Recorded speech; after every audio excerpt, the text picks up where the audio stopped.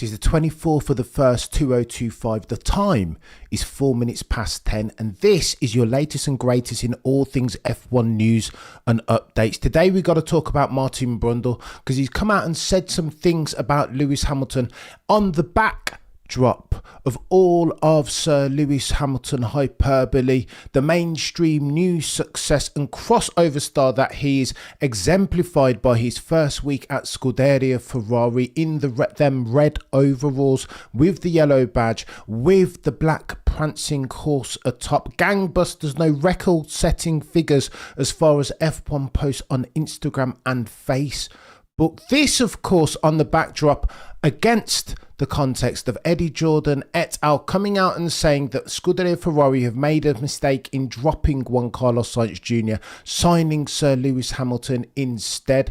This week is anything but a case in point, right? Proof positive that Eddie Jordan is smoking. Of course, if you view all this through the lens of mainstream superstardom, what has Lewis Hamilton done for Scuderia Ferrari's share price? One of these? No. Super steep gradient settings, parabolic even. But Martin Brundle's come out and said some things talking specifically about Lewis Hamilton's ability to deliver upon this promise. Now, here's what Martin said, and then we'll react to it. Quote, "Let's imagine Silverstone last year when he had a chance to win the British Grand Prix. He won it. Ergo, Lewis Hamilton doesn't get out of bed for less than 25 points. He's 40 years old now. Give him the car and he will win races. Therefore, I concur." Martin Brundle. He continues, "He won Spa, but that was a little bit lucky because George Russell got disqualified. Lewis was extraordinary all throughout practice in Las Vegas, and then he fluffed it in qualifying, something he didn't used to do as much. And then was the extraordinary race from Sir Lewis." Now let's break this one down because this is where he gets techie. I agree with him on Spa. Let's talk about the qualifying place though, because if we're being truthful and honest, again, lest we forget, what we will never ever do on this channel is sacrifice objectivity and truth value at the altar of partisanship and or confirmation bias. Martin Brundle is right about the qualifying performance. Now, many aficionados will have you know that Lewis Hamilton was never the goatiest of qualifiers. I disagree with that. I was there in 2017, Lewis, a whirling dervish force of nature, Sir Lewis Hamilton, in his youngest days, in his rookie season, drop it on pole at Silverstone. He was an immovable force, a force of nature. It was inevitable, almost not dissimilar to Maximilian Verstappen these days. So nobody's not going to tell me that Lewis Hamilton was never the best of qualifiers. Today, however, on the most recent evidence, Lewis Hamilton has not been the best. Something has changed. Indeed, there has been a change in variable circumstance.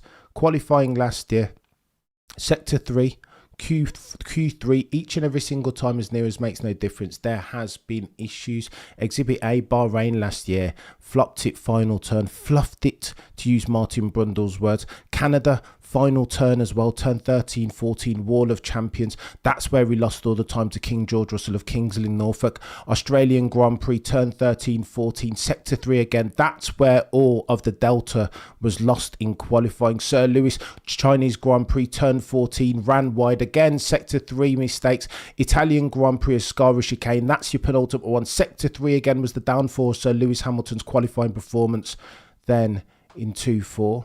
USA Grand Prix, turn 12, missed apex. Austria Grand Prix, qualifying, turn 4, turn 3. That's your anomaly. But broadly, if you're assessing this, Lewis Hamilton has made a load of mistakes. But why? Some say it's the symbiosis of his driving style, pushing on the combined entry, being super late on the brakes, last of the late breakers, Harry Flatter's settings, and then those tyres, the symbiosis of those tyres and that ground effect spec car gives up on him, particularly towards the latter stages of the lap in Q3. These tyres are temperamental. It is mercurial settings. Lewis will need to look after his tyres better and have a car more capable underneath him if indeed he's to rectify for these mistakes in 2-5. I would concur. However, here's where it gets techier than techie things. Martin Brundle continues and he says, quote, "I think the speed is still there. Do I think, though, that the best of Lewis Hamilton is ahead or behind him? I think it's behind him." Oh, the humanity, Jomo. Miss RS, Benzie. What are we doing here? Martin Brundle says that the best days of Lewis Hamilton at the ripe old age of 40 are behind him. And I want to rally against this. The Sir Lewis Hamilton fan in me wants to say, Tosh, nonsense, Martin Brundle. What are you talking about? Your best days are behind you. How very dare you superimpose your circumstance, your own very personal, unique circumstance, onto Sir Lewis Hamilton. However, some say that belief, that faith, is belief in something without evidence. You guys know me, forensic accounting settings. When I look at the stats, I don't think Martin Brundle is too far off the mark. Here's what I mean by that. Look at this. Check this out. In F1 history, if past is prologue, one of the oldest truisms is that 40-year-old F1 drivers don't tend to win races and therefore championships. Let me explain to you what I mean. Prost, he won in Williams in 1993, but he was not 40 years old. He was 38.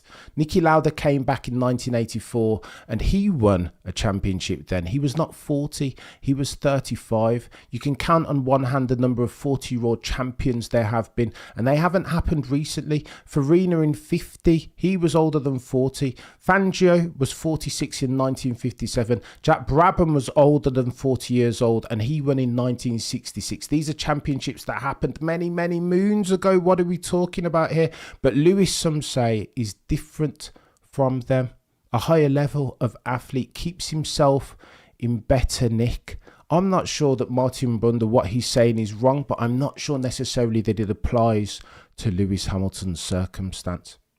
He continues, I think Lewis has lost an edge with age, as you do. Many F1 aficionados say that the first thing to go is a tenth of pace. Sometimes, Martin Brundle says, he gets into scuffles that he used to emerge out of clean as a whistle, but now he doesn't, or he'll make a mistake in qualifying. But I think 96-97% of Sir Lewis Hamilton in a winning car is still good enough. Here's my point of contention. Here's my principal point of contention. Against whom? Martin Brundle, because F1's always been a zero-sum game now. No longer is Lewis Hamilton racing against Jarno Trulli or Sebastian Vettel. Now he's got to beat Charles Leclerc on the opposite side of the garage. Now he's got to beat Lando Norris. And worse still, he's got to beat a fire-breathing dragon in foursome, say soon-to-be five-time champion in Maximilian Verstappen. And that's where it gets techier than techie things. F1 is a zero-sum game. If it was a Trulli or a Sebastian Vettel, then listen, I'd back my guys Sir Lewis, Carl Davidson, Hamilton every single bloody time.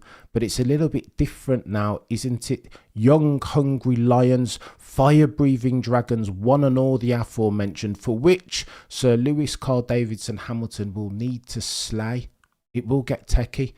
Martin Brundle bookends by saying he's got all the experience and his energy and enthusiasm will be re-energized by the whole experience. He will not be overwhelmed driving a Ferrari like so many drivers have been. And let's not forget, despite not being a Ferrari driver, the Italian fans, known as the Tifosi, adore him. They cheer him even when he was winning in a Mercedes. Listen to me, chat. This is going to be techie.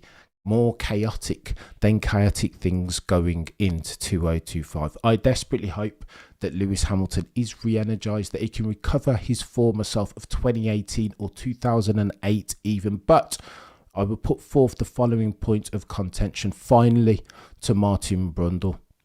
All of the aforementioned is true, if indeed you're talking about a regular driver, but Lewis Hamilton, Lewis Carl Davidson Hamilton, is no regular driver.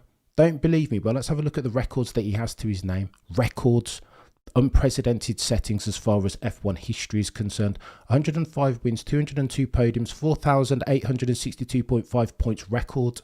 104 pole positions, 7 championships, 16 seasons with a win, 190 races led, 313 points finishes, 5,486 laps led, 4 rookie wins, 6 rookie pole positions, 176 front row starts, 265 consecutive starts, 246 races with one team, 9 wins at the same circuit, 31 wins at a different circuit, 36 podiums at different circuits, 6 championships for one single team. Ergo, Lewis Hamilton is something different, even within the broader context of F1. Unprecedented settings epitomised. Therefore, I put forth the following supposition. If anyone can do this on the grid, win an unprecedented 8th championship, that dude has a name, and his name is Sir Lewis Carl Davidson Hamilton. But I digress.